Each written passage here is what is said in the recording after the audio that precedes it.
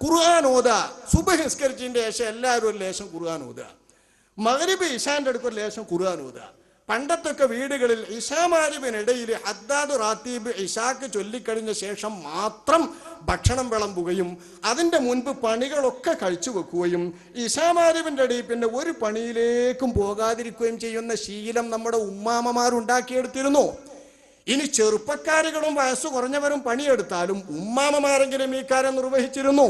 ഇപ്പൊ ആരുണ്ട് നിർവഹിക്കാൻ? നമ്മുടെ വീട്ടിൽ ഇങ്ങനെ ഖുർആൻ ഓതുന്നവരാരാണ്? 10 വയസ്സന്മാർ നമ്മളല്ലേ, നമ്മളെ മുതിർന്നവരല്ലേ, പിന്നെ വേറുള്ളു അവർക്ക് പോയി. 10 വയസ്സന്മാരാപ്പം നമ്മൾ ഖുർആനോത്തി ശീലമാകാത്തവർ വയസ്സന്മാരായി വന്നിരിക്കുന്ന കാലം. അപ്പൊ നബി പറഞ്ഞു ഉപദേശം വീണ്ടെടുക്കുക, നമ്മളത് പാലിക്കുക, ജിന്നുകൾ മൂമിനീങ്ങളാകും. നബി പറയുന്നു ഇദാലം യുഖ്റഅ ഫീഹി, വിശുദ്ധ ഖുർആന വീടിന്റെ അകത്ത് ഓതുന്നില്ലെങ്കിൽ ഔഹശ അലാ അഹ്ലിഹി, ആ വീട് ഒരേകാന്തമായ വീടായി തടവറയായി ആ വീട്ടിന്റെ അഹ്ലുകാർക്ക് തോന്നും. ടൗണിൽ നിന്ന് വീട്ടിലേക്ക് കയറി വന്നാൽ സ്വൈരമില്ല, വീടിൻ്റെ അകത്തൊരു സന്തോഷമില്ല, വീടിൻ്റെ അകത്ത് ഇരിക്കാൻ തോന്നൂല, വീടിൻ്റെ അകത്ത് കിടക്കാൻ തോന്നൂല, ഒരു ലേശം നേരം കൂടി ഇരിക്കാൻ തോന്നാതെ വീടിൻ്റെ അകത്ത് വീട് അരോചകമായി തോന്നുന്ന അനുഭവം നമ്മുടെ ചെറുപ്പക്കാർക്കും നമുക്കൊക്കെയും ഇന്നുള്ളതല്ലേ? ഇത് അല്ലാഹുവിന്റെ റസൂൽ പറയുന്ന കാരണം ഖുർആൻ ഓതാത്ത വീടാണോ ഔഹശ അലാ അഹ്ലിഹി, അതതിൻ്റെ അഹ്ലുകാരുടെ മേൽ അത് ഏകാന്തമായി ഭവിക്കും.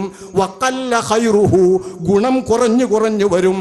വകാന സുക്കാനുഹു കഫറത്തുൽ ജിന്ന്, അതിൽ താമസിക്കുന്ന കൂട്ടാളികളായ താമസക്കാർ ജിന്നുകളിൽ നിന്നുള്ള അവിശ്വാസികളായ ശൈത്താന്മാരാകും. ശൈത്താന്മാർ താമസിക്കുന്ന വീടാകും. ഖുർആൻ ഓതായിരുന്നാ മതി, വേറെ കാരണമൊന്നും വേണ്ട. നമ്മളുണ്ടാക്കി തീർക്കുന്ന കാരണങ്ങൾ കൊണ്ടുണ്ടായി തീരുന്ന ശൈത്താനിന്റെ ഉപദ്രവം വീടിന്റെ കാര്യങ്ങളിലേക്കോ വീടിന്റെ കല്ലിലേക്കോ വീടിന്റെ കോണിലേക്കോ വീടിന്റെ മൂലയിലേക്കോ ചേർക്കുന്നത് ശരിയല്ല. അല്ലാഹുവിന്റെ റസൂൽ പഠിപ്പിച്ച പാഠങ്ങൾ, നബി തങ്ങൾ നൽകുന്ന ഉപദേശങ്ങൾ നമ്മൾ ഉൾക്കൊള്ളണം.